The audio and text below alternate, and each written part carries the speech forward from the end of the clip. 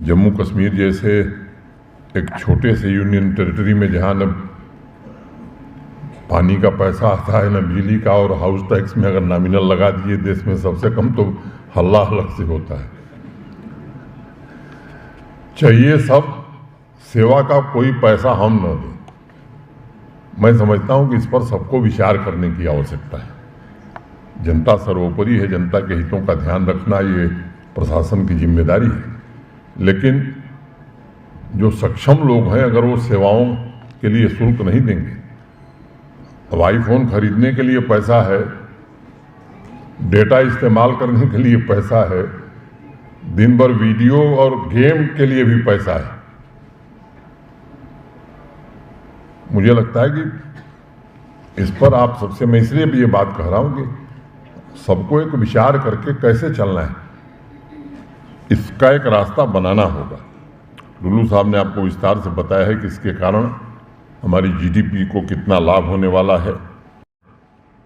और मैं मानता हूं कि जम्मू कश्मीर देश का पहला यूटी राज्य बन गया है जो इस बड़े पैमाने पर एग्रीकल्चर और एलाइड सेक्टर में इतना बड़ा रिफॉर्म कर रहा है। और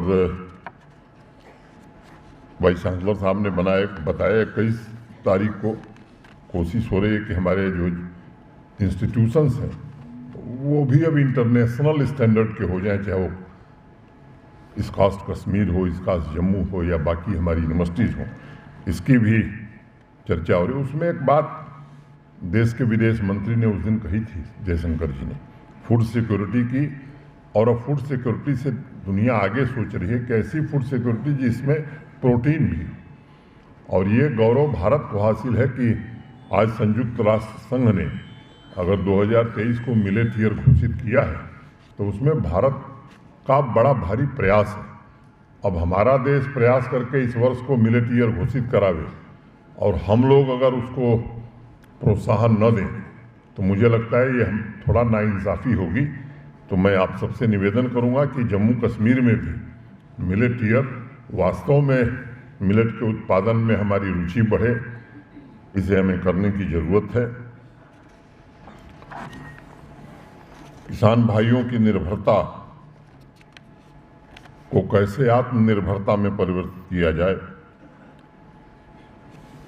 एक दो क्रॉप की निर्भरता को कैसे खत्म करके रोड मैप ऐसे प्रोजेक्ट बनाए जाएं जिनसे और ज़्यादा वो पैदावार कर सकें।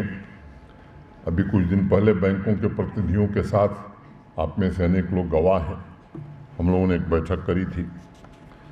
तो जहां सरकार फंड का इन्फ्यूजन कर रही है वहीं बैंकों से भी निरंतर हम संपर्क कर रहे हैं कि कृषि क्षेत्र और एलाइड सेक्टर को अधिक से अधिक क्रेडिट लिंकेज, जो नेशनल एवरेज है वो तो प्राप्त करना ही है, अभी उससे हम काफ़ी पीछे हैं।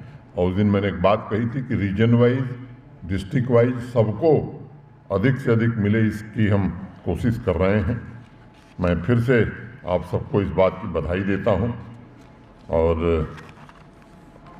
जो ग्रोथ रेट हमने लक्ष्य रखा है कि अभी 2% से हमको 11-11%, मैं मित्रों में कोई एग्रीकल्चरल साइंटिस्ट नहीं हूँ, लेकिन पता नहीं क्यों मुझे लगता है कि ये बड़ा कंजर्वेटिव अप्रोच इन लोगों ने रखा है। जो जीडीपी का कंट्रीब्यूशन है और जो ग्रोथ रेट है, अगर ईमानदारी से और सही में हमने इसको इम्प्लीमेंट कर लिया तो यकीन मानिए 12% के ऊपर ही हमारी एग्रीकल्चरल ग्रोथ होगी और कंट्रीब्यूशन भी बड़ा होगा।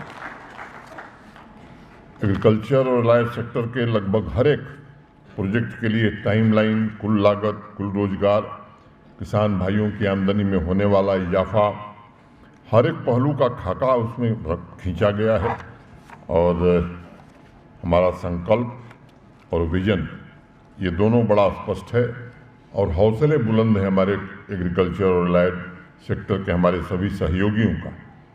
और मैं पूरी तरह से आश्वस्त हूँ कि एक समावेशी और टिकाऊ विकास हर एक किसान के जीवन में आवे, ये एक सुखद बदलाव जम्मू कश्मीर के 13 लाख परिवार महसूस कर सकें और मुझे लगता है कि जिस दिन ये स्थिति पैदा होगी, निश्चित रूप से हमारी आर्थिक समृद्धि भी होगी, शांति भी होगी, रोजगार के अवसर भी होंगे और जो सपना आप सबका है उस सपने को हकीकत में बदलने में हम सब सफल होंगे। इतनी ही बात कहता हुआ मैं आप सबके प्रति हृदय से कृतज्ञता ज्ञापित करता हुआ अपनी बात पूरी करता हूँ।